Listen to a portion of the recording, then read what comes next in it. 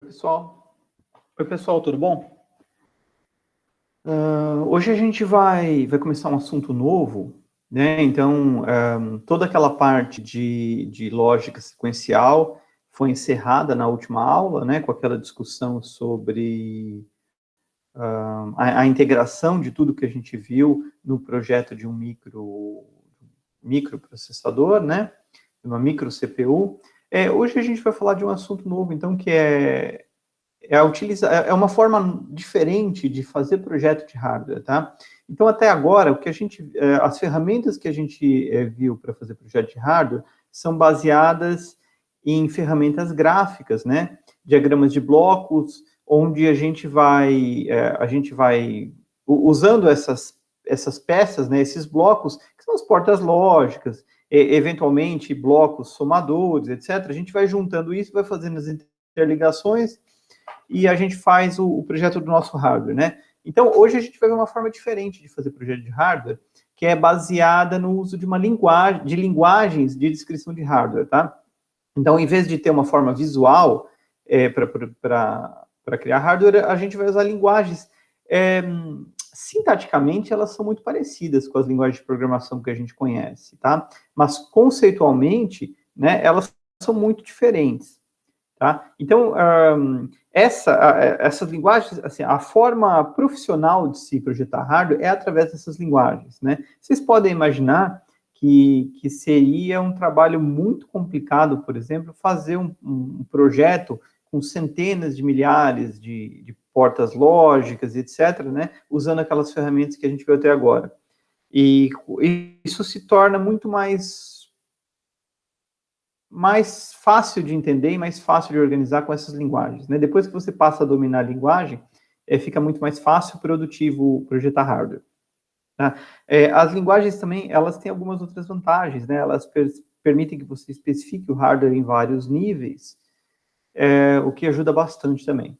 Tá? Então, vários níveis de abstração, né? A gente, nesse curso... Bom, assim, daria para fazer um curso de graduação, né, uma matéria inteira sobre essas linguagens de descrição de hardware. É um assunto muito, muito complexo, a gente consegue se aprofundar bastante nisso, né, a ponto de conseguir ter um semestre inteiro disso. O que a gente vai fazer nessa disciplina é conhecer uma dessas linguagens que é muito usada comercialmente, né, que é o VHDL, e vai ter uma ideia de como é que funciona um projeto desse tipo, o suficiente para que, se no futuro vocês precisarem usar esse tipo de ferramenta, vocês saibam o básico e saibam onde consultar mais detalhes, né? Então, o objetivo não é, em 2 aulas, a gente dominar a VHDL num nível muito, né, num nível super alto de conhecimento. Mas, pelo menos, vocês vão saber do que se trata e como a gente resolve problemas básicos usando essa linguagem, ou, pelo menos, como a gente pode ser capaz de fazer tudo aquilo que a gente fazia com o diagrama de blocos com a linguagem. Aí na tela de vocês está uma imagem de um livro, que eu acho um livro muito bom, de VHDL, né? Vocês vão encontrar muitos livros na biblioteca, muito material online, tá? Mas se vocês quiserem uma sugestão, esse livro é ótimo, é didático, ele tem uma sequência que eu acho bem lógica, né? Então é uma boa referência para quem quiser aprender mais. Tá? Junto com esse livro, o autor disponibiliza uma série de slides que são, na verdade, assim, é uma excelente fonte de informação. Tá? Os slides são muito bem preparados, muito completos, de modo que se você tem alguma facilidade, né, para aprender e você olhar os slides, você vai conseguir praticamente absorver tudo que você precisa.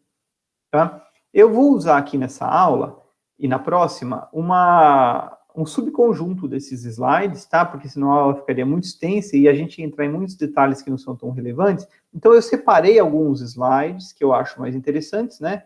E eu vou deixar os slides completos na página da disciplina.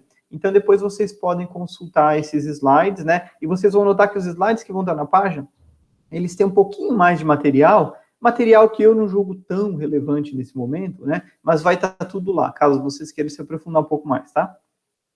Então, tá aqui na tela de vocês está o livro, né? Então, é VHDL, Descrição e Síntese de Circuitos Digitais, do Roberto D'Amore. Tá bom? Então, vamos começar, né? O VHDL é uma linguagem que suporta diversos níveis de hierarquia, então a gente consegue fazer diversos níveis, né, de projeto, subprojeto, alinhado projetos. A gente fazia isso, né, de certa forma, usando os blocos, né, usando o diagrama de blocos. E o VHDL, ele estende bastante essa capacidade, né, da gente organizar o nosso projeto em vários níveis de hierarquia. Ele tem você consegue projetar com vários níveis de abstração, né? Então, pensa bem, quando você vai fazer um somador, vamos supor que a gente queira um somador, né? A gente pode, desde usar uma estrutura de soma que o próprio VHDL fornece, então a gente coloca o sinal de mais e soma valores, tá? Como a gente pode usar portas lógicas e criar o nosso somador, e aí tem vários tipos de somador, né? E a gente ainda e a gente consegue fazer isso de diversas formas, né? Então, você consegue especificar seu hardware em vários níveis de abstração diferentes, né? Um dos aspectos que eu diria que é o mais importante, né, que é o que mais difere uma linguagem de descrição de hardware para uma linguagem de programação de software, é que o hardware é concorrente. Então, o que você descreve, né, com a linguagem de descrição de hardware é naturalmente concorrente. Então, você tem que mudar um pouco a forma como você pensa, porque as instruções elas não vão acontecer uma depois da outra, como a gente está acostumado, elas acontecem todas ao mesmo tempo, né? A não ser que você use estruturas especiais que obriguem essas instruções a serem executadas uma depois das outras. Mas isso gera um esforço enorme na síntese de hardware, porque o hardware naturalmente é concorrente, tá? Enquanto no software é o contrário, né? O software ele é essencialmente sequencial, e quando você quer fazer um software concorrente, você tem que usar um monte de bibliotecas complexas e criar toda uma estrutura muito bem controlada para usar concorrência, né? Então, a gente precisa ter em mente essa diferença, tá? Então, aqui a gente tem um exemplo, né, de um circuito muito simples aqui, com entradas, né, 2 portas e saídas, e aqui a gente tem um exemplo de descrição desse circuito em VHDL, tá? Eu acho que, olhando o VHDL, provavelmente vocês vão identificar já muita coisa, e até entender a linguagem, né, até entender o que essa linguagem descreve, né? Então, aqui a gente tem uma descrição das interfaces do circuito. A gente vai entrar em mais detalhes sobre cada parte dessa descrição. E aqui a gente tem uma descrição do funcionamento do circuito, né? De modo que o X, né, a variável X, a saída, o sinal X vai receber o resultado de A AND B. E o Y vai receber o sinal de C AND B. Né? Então, quando a gente encontra uma descrição desse tipo, a gente tem que imaginar que isso é paralelo, tá? Se eu mudar o B, eu vou mudar simultaneamente os valores de X e de Y, né? Exatamente como isso acontecia em paralelo no nosso circuito físico, né? Então, se você implementar isso aqui com o circuito físico, usando portas, quando você muda o B, você vai implicar em uma mudança simultânea de X e Y, certo? Então, quando você descreve isso aqui em VHDL, da mesma forma, você mudou o B, o X e Y vão mudar praticamente no mesmo tempo, tá? Então, esse é um exemplo muito claro da concorrência, né? Aqui a gente tem um pouquinho de comandos sequenciais, tá? A gente tem que criar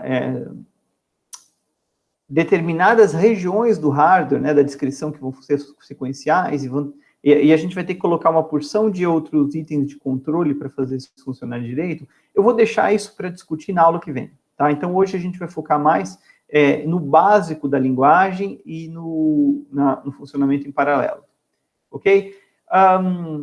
O VHDL, além dos tipos de variável, né, dos tipos de sinal e funcionalidades nativas, ele também tem bibliotecas, tá? Então, tem padrões, normalmente é I3E, né, que define, que são agrupados em bibliotecas que a gente inclui na nossa descrição de hardware para que a gente possa usar esses padrões, tá? Funciona mais ou menos como as bibliotecas de software, né? Mas, assim, o uso é muito parecido, né? Mas a gente tem que lembrar que a gente está construindo hardware, tá? Mas então a gente também organiza, né, o nosso hardware em pacotes, bibliotecas, da mesma forma como a gente fazia no software, tá? A gente tem alguns tipos pré-definidos, né, do tipo bit, boolean, integer, né, que são os tipos básicos da linguagem. Vamos ver mais, né, a gente vai dar uma olhada nisso, tá?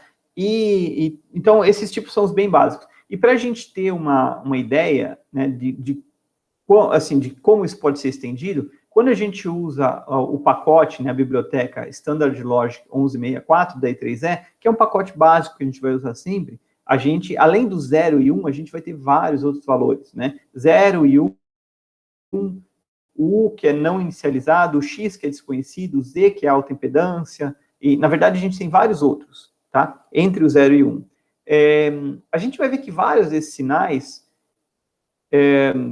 fazem sentido, alguns são usados só para simulação, né? Por exemplo, não inicializado existe alguma coisa ali, né? Não tem nada que seja um vácuo em termos de sinal lógico. Mas a gente tem esse valor U, que é usado unicamente para simulações, tá? Desconhecido. Desconhecido também é um valor usado para simulações, né? Alta impedância significa que aquele valor ele não influencia no circuito. E a gente vai ver mais valores depois, tá? Então, a gente vê valores básicos, né? Tipos básicos e tipos que são estendidos de acordo com padrões da I3E. Tá? Síntese de circuito, né?